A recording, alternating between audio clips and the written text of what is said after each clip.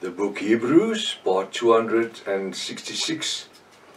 I'm Professor Hannes Redlinghuis of the First Assembly of Yafashua in South Africa, Pretoria, Montana, also international. Should you require any of my books which I've written, especially the restoration of the original Sacred Name Bible, the Rotterdam version, which I haven't written, but I've got copyright and distributing rights and printing rights and translating rights, everything from the Americans. So I have a couple of copies available. They're not available in any bookshop in the world. There's not one bookshop, not even Amazon has got them. So you can contact me. I've got a couple. The best English stroke Hebrew Bible you can lay your hands on. My contact number is South Africa's +27 international code 0722 367 124, or just go to my website https://yahvah.co.za, as you can see on my right hand side here. If this is the first time that you are about to participate in a study, you are so very welcome. But it's very important to start from part 1 because you've missed out on quite a bit of information. It's also very important to subscribe in order to receive all the different notifications of all the studies that we are currently busy with. Also our TikTok messages. Share this link with your friends and families, everyone that you love. Make sure you leave us a 1611 King James Bible, pen and notepad ready. Welcome to Breakfast with Prof. Hannes. Hallelujah. What a privilege to study together. We are currently busy with Hebrews chapter 11, and we are using Matthew 17 verse 20 and further on for our confirmation scriptures. Now you will remember on Friday I says for the weekend homework, go and study Hebrews 17 verse 1 and onwards. We were in verse 20 and onwards. Now I'm just going to read verse 20 just to get a flow of it. And Yahweh said unto them, because of your unbelief, he was speaking to his disciples, because of your unbelief, for verily I say unto you, if you have the faith of a grain of mustard seed, you shall say unto this mountain, remove hence yourself, and it shall remove, and nothing shall be impossible unto you. What? The grain of a mustard seed. Yahweh said, what I've done, you shall done, and even more. This is the promise that he gave to every Yahwist. What I've done, you shall do, and even more. But on the end of the day, we are not the ones that heal. We pray for the sick. We pray for the lost souls. But we can't save and we can't heal. So what do? We do we do what we can, what is necessary. And Yahweh and Yahweh through the Ruach will do the impossible. We do the possible, they will do the impossible. Hallelujah. He says, there things shall be impossible unto you. Verse 21, however, this kind, now he's speaking further.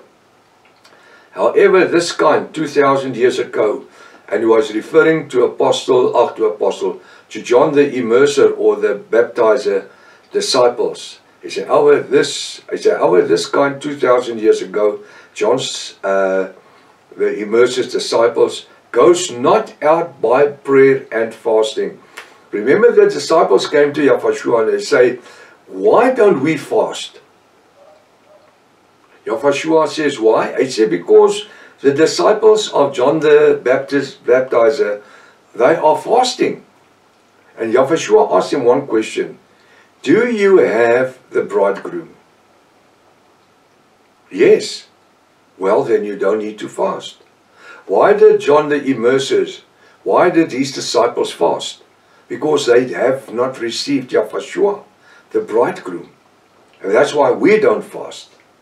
I don't need to put my body under strain to show anything, or take a chain with a couple of nails in it and weld the nails onto the chain and heat myself. And they do this every Easter weekend in Jerusalem.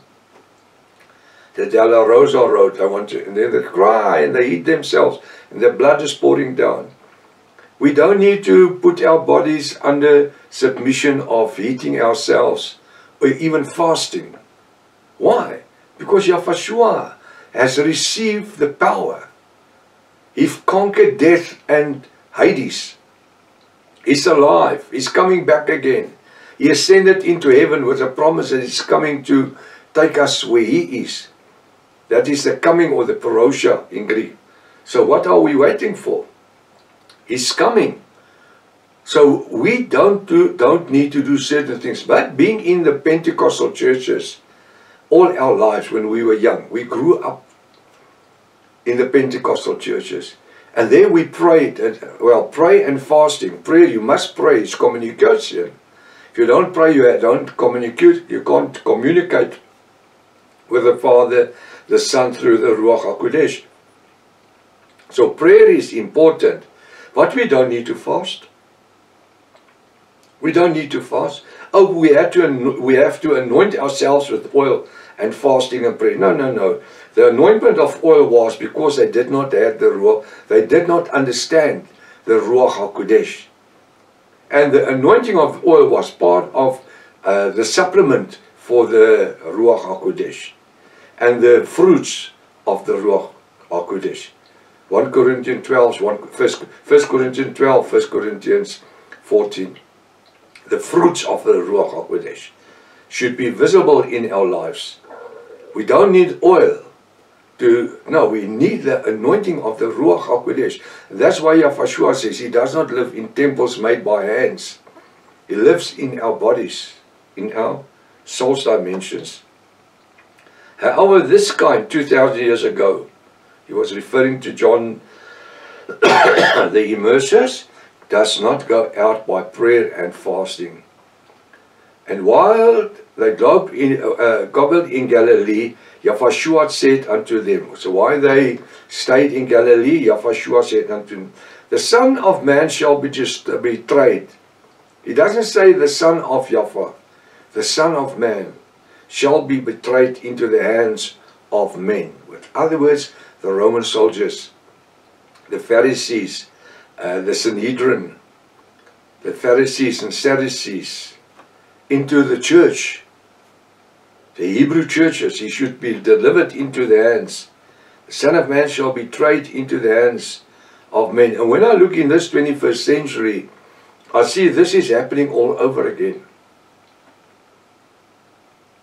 When I see that the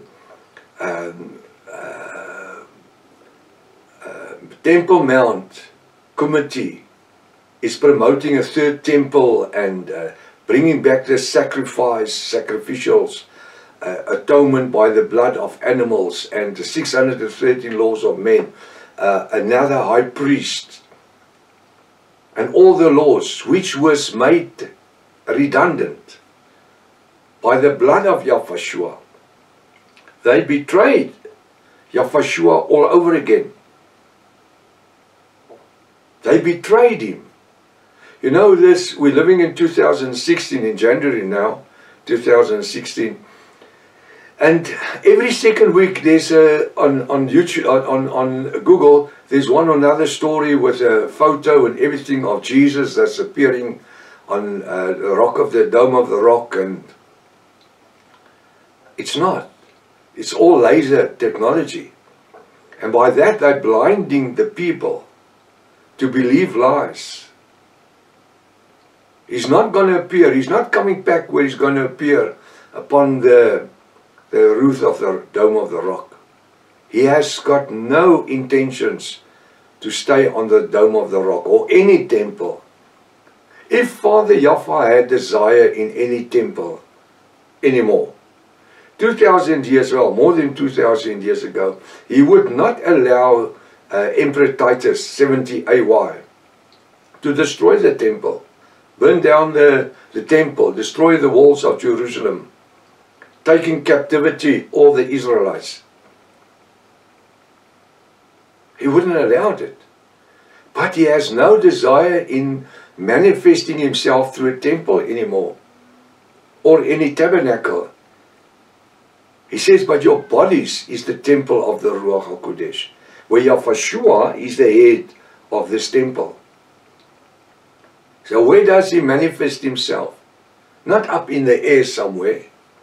No, yeah, this is where he's functioning. Every day. The Ruach HaKodesh is working through our cardinal mind, our inner self. Isn't that wonderful? That we can be the temple of the Ruach HaKodesh. And that's why we are obliged to keep our temples in holiness. Because Yahweh and Yahweh cannot live in a place where there's sin. He cannot function if there's sin in my life. That's why we have the facility of the Ruach HaKodesh, the Holy Spirit, that leads and guides us in all righteousness.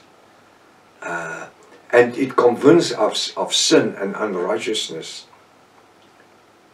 We used to sing a chorus many, many years ago. It's the blood alone, the blood of Yahweh. It can save, it can heal, it can satisfy. Hallelujah. And it has never changed. People has changed, dogmas has changed, theology has changed, churches has changed, but Yahweh has never changed. He's always the same. So when he stayed in Galilee, Yahweh showed unto them, the Son of Man shall be betrayed. And we see this in 2026. How even churches betrays Yahweh in bringing in different things into the churches to make it more spiritually. All they need to do is practice the word. They don't need to bring in anything, any spiritual gimmick. They just need to teach the word. Preach against sin. Preach the standard of holiness. That's the main two things. If you can preach sin, preach against sin, preach against Satan with a small s, and his evil spirits, and take a stand against sin, and preach holiness unto the people, then you are making disciples for Yahweh. And not to live in lies. We're living in the time of the great lies. Nothing more than the internet.